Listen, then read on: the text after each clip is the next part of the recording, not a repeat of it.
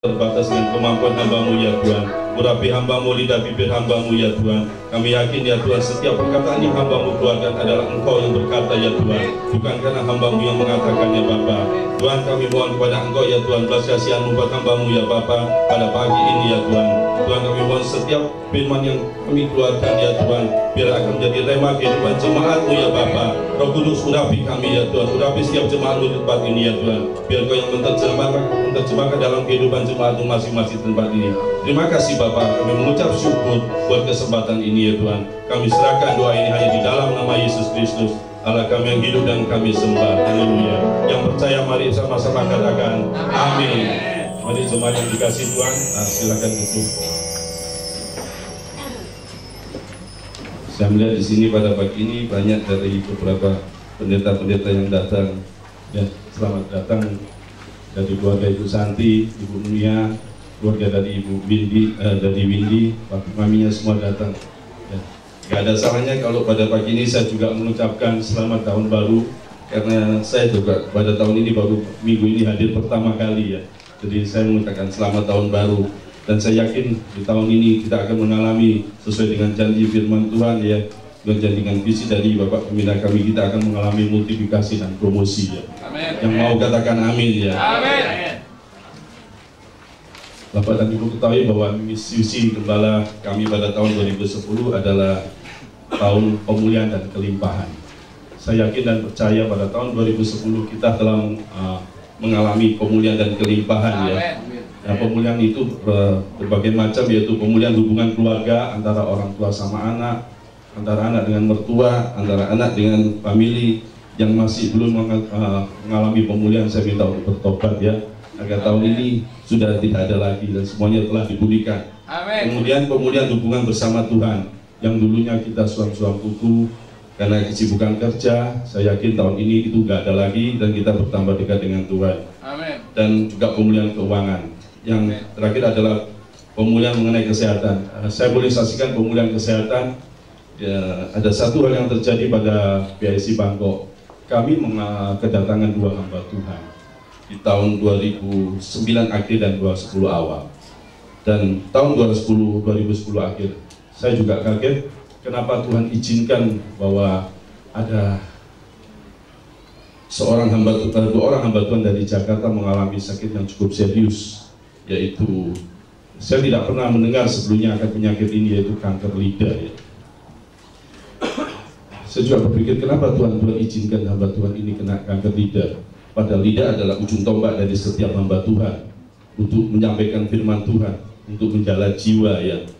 Dan satu hal yang Tuhan izinkan kenapa terjadi di PIC Bangkok, saya renungkan dalam beberapa hari, saya lihat kenapa ini terjadi. Tuhan Kau izinkan untuk diperlihatkan, didemonstrasikan buat jemaat di PIC Bangkok. Dan saya yakin bahwa kita jemaat PIC Bangkok atau jemaat yang hadir pada malam ini, pada pagi ini, kita diingatkan oleh Tuhan bahwa kita harus berhati-hati dengan lidah kita ya. Amen. Karena lidah ini sangat tajam dan penting. Dan satu hal yang saya lihat bahwa Tuhan itu sangat baik terhadap hamba Tuhan yang Ibu Neti, yang kedua adalah Bapak Pendeta Filemon. Bapak Pendeta Filemon cukup muda, usianya masih 34 tahun dari Surabaya. Dan Ibu Neti mengalami hal yang cukup serius, dan Tuhan dokter mengatakan kepada Ibu Neti bahwa lidahnya harus dipotong. Satu pikiran dari saya bahwa kalau lidah dipotong, saya nggak pernah dengar kalau lidah itu dipotong ya. Kalau kita makan lidah sapi itu sering ya, enak ya untuk bistik lidah ya. Tapi ini lidah seorang hamba Tuhan yang harus dipotong, Tuhan izinkan. Dan terlebih kaget lagi saya, setelah dipotong dia akan disambung dengan ambil daging yang berada di paha. Satu pikiran saya, lidah ini adalah alat indera perasa ya. Kalau daging dari paha itu ditempelkan di dalam lidah seorang, apakah seorang ini masih bisa merasakan asin, manis, atau dan sebagainya? Atau orang ini apakah masih bisa berbicara? Tapi satu hal yang boleh saya menarik di sini, pemulihan ini luar biasa, boleh kita lihat ditontonkan kepada kita, didemonstrasi kepada kita, mujizat Tuhan ini. Ternyata dokter mengatakan kepada ibu ini bahwa ibu ini hanya bisa bicara kembali mungkin 6 bulan kemudian, 3-6 bulan. Dan saya mengikuti perjalanan ini mulai awal dari ibu ini datang ke Bangkok dengan Bapak Nurdin. Dan memang sorry, baunya cukup menyengat ya. Kalau Bapak dekat sama dia, baunya luar biasa lagi. Saya tanya kepada yang kedua adalah, saat pertama adalah pendeta kita yang lama, yang kedua adalah Pak Pendeta Robert. Saya tanya Pak Pendeta Robert, apakah memang seperti ini baunya? Pak Pendeta Robert bilang, baunya harusnya seperti ini seorang kanker memang. Jadi kalau Bapak masuk ke ruangannya, Bapak nggak akan tahan. Satu hal yang saya lihat bahwa setelah disambung, ya ternyata 2 minggu atau 3 minggu kemudian Ibu Nete ini datang ke gereja, walaupun dengan mengeluarkan kata-kata yang terpatah-patah, tapi terakhir udah sempurna. Dan keajaiban Tuhan, ibu ini bisa merasakan asin atau manis. Saya yakin ini adalah kemurahan Tuhan diberikan kepada Ibu Neti ini ya. Amen. Yang kedua, Tuhan izinkan kembali pada akhir tahun ini Bapak Pendeta Filemon, dan kebetulan saat pertama datang dia kontak sama saya memang pada saat awal, dan kita perhatikan dan Pak Robert datang, tapi saya hanya bisa mengikuti 2 minggu, setelah itu saya berangkat ke Amerika ya. Dan saya mengikuti terima kasih Pak Robert untuk perjalanan penyembuhannya. Saya di BB terus walaupun saya di Amerika sama Pak Robert, dan ternyata ini lebih parah lagi Bapak dan Ibu. Dia sudah kena laris, kena pita suaranya ya. Tapi operasinya berjalan cukup panjang, 14 jam. Dan saya yakin Tuhan izinkan kenapa ini terjadi. Dan usia yang masih muda, umur 34 tahun ya, usia yang masih produktif untuk seorang hamba-hamba Tuhan ya. Dan Tuhan izinkan, ternyata setelah mengalami operasi dan bleeding, operasi lagi, akhirnya terjadi suatu kesembuhan. Dan kemarin saya coba hubungi lagi, dan ternyata istrinya bilang, dan Pak Filemonnya juga bilang sama saya, sudah berangsur-angsur sembuh. Saya yakin ini juga kemurahan Tuhan ya. Amen. Ini belum habis satu lagi, saya kemarin dapat BB lagi satu. Ternyata di Jakarta ada orang kena kanker lidah lagi. Saya sampai bingung saudara, kenapa Tuhan perlihatkan kepada kita saat ini semacam ini? Seperti awal tadi saya katakan, kita harus sangat berhati-hati dengan lidah kita ya. Amen. Nah, kemudian saya yakin 2010 kita sudah mengalami banyak kelimpahan secara rohani, kelimpahan secara finansial, jasmani, dan kelimpahan keluarga ya. Kenapa saya bilang kelimpahan keluarga? BSI Bangkok tahun lalu mendapat kelimpahan keluarga yang luar biasa, di mana lahir anak-anak sekolah minggu yang baru ya. Saya yakin ini kemurahan Tuhan ya. Karena ada satu keluarga yang mendapatkan seorang anak cukup lama, dan jarak antara yang besar sama yang kecil ada cukup jauh.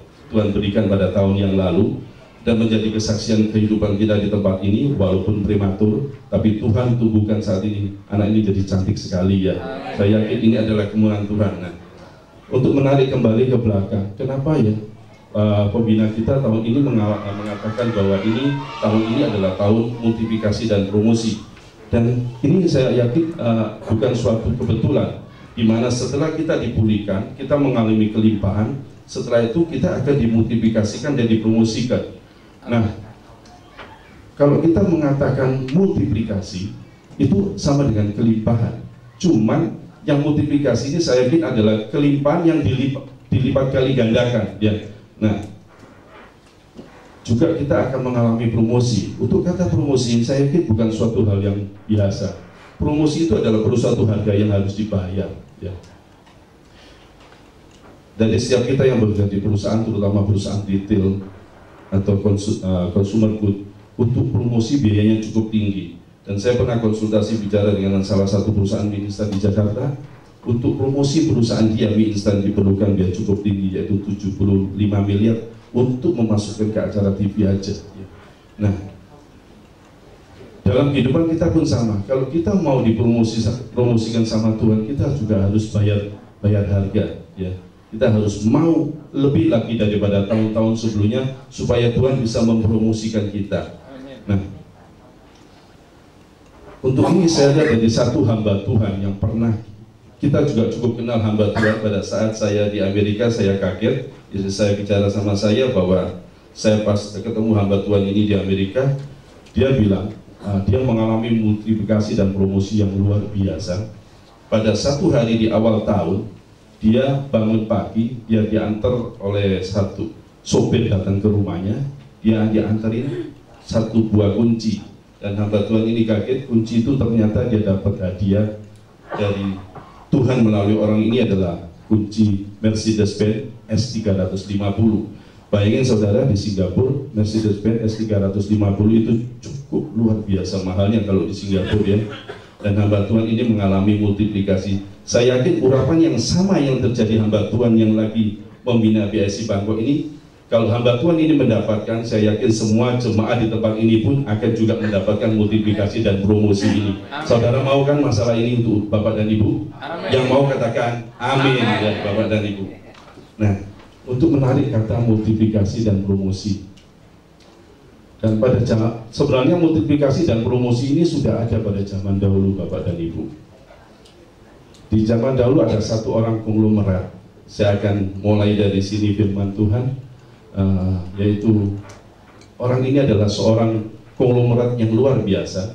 Dia juga ada seorang raja. Dia mengalami multiplikasi dan promosi.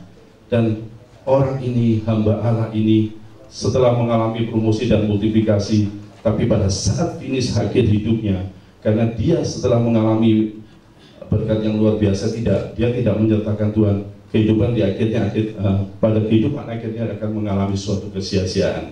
Mungkin Bapak dan Ibu dan tahu bahwa ini seorang hamba Tuhan yang luar biasa dan namanya ditulis di dalam Alkitab, di berbagai kitab di Alkitab, baik itu di Amsal, baik itu di Raja-Raja, di Samuel, di Mazmur, ya. Nah, dan konglomerat di dunia pun saat ini nggak ada yang bisa menandingi. Kalau kita mau bicara tentang konglomerat, Indonesia saat ini ada dipegang oleh pimpinan dari Jarum, owner dari Jarum, yaitu Michael Bambang Hartana. Yang di Asia yang saya kenal adalah orang yang kaya adalah Lee Ka-shing dari Hong Kong Koko Property. Kemudian di dunia adalah keluarga dari Walmart dan Bill Gates. Nah, semua konglomerat di dunia saat ini levelnya masih di bawah dia, dan orang ini pun mengatakan kehidupannya masih sia-sia karena tanpa penyertaan Tuhan. Sebenarnya kehidupan kita, seorang manusia, seorang karyawan atau profesional di tempat ini, apa sih yang kita kejar? Yang kita kejar sebenarnya adalah, dan orang hamba Tuhan ini yang mengejar adalah 5K. Yang kenapa saya kasih 5K? K yang pertama, dia mengejar yang kerja yang berprestasi, kemudian kekayaan, ketiga kenikmatan akan anggur, keempat kepintaran, kebijaksanaan atau wisdom, kelima, Bapak dan Ibu tahu hamba Tuhan ini adalah terkenal dengan kenikmatan bidadarinya ya. Tapi bagi kita di tempat ini profesional, kita mau buang yang kelima ya, karena kelima ini sangat berbahaya ya. Kita nggak mau, yang kita hanya mau 4. Bapak dan Ibu mungkin mengetahui konglomerat ini adalah Raja Salomo ya. Memang di pengkhotbah ditulisnya tidak begitu jelas, tapi setelah saya pelajari, saya tes dan saya konsultasi dengan beberapa orang, ternyata yang dimaksud ini adalah Raja Salomo. Nah, kita tahu siapakah Raja Salomo itu, apakah yang dia punyai, kekayaannya bagaimana, apa yang dia miliki, nggak ada tandingannya di dunia ya sampai saat ini ya. Nah, kerjanya dia, prestasinya dia adalah sangat luar biasa ya, kerja untuk Salomo. Nah, untuk itu kita mau coba belajar, kita membuka di Pengkhotbah 2 ayat 4 sampai 11. Siapakah sebenarnya Salomo itu? Kalau kita mau tahu Salomo, kita harus belajar mulai dari 2 Samuel 12 ayat 24 sampai 1 Raja-Raja 11:43. Tapi pada pagi ini kita mau belajar di Pengkhotbah 2 ayat 4 sampai 11. Kita mau buka firman Tuhan ini, yaitu di Pengkhotbah 2 ayat 4 sampai 11.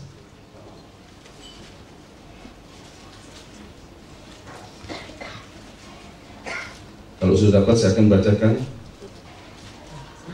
ayat 4, Pengkhotbah 2 ayat 4 bunyinya. Aku melakukan pekerjaan-pekerjaan besar ya. Mendirikan bagiku rumah-rumah, menanami bagiku kebun-kebun anggur. Aku mengusahakan bagiku kebun-kebun dan taman-taman dan menanamnya dengan rupa-rupa pohon buah-buahan. Aku menggali bagiku kolam-kolam untuk mengairi, dari situ tanaman pohon-pohon muda.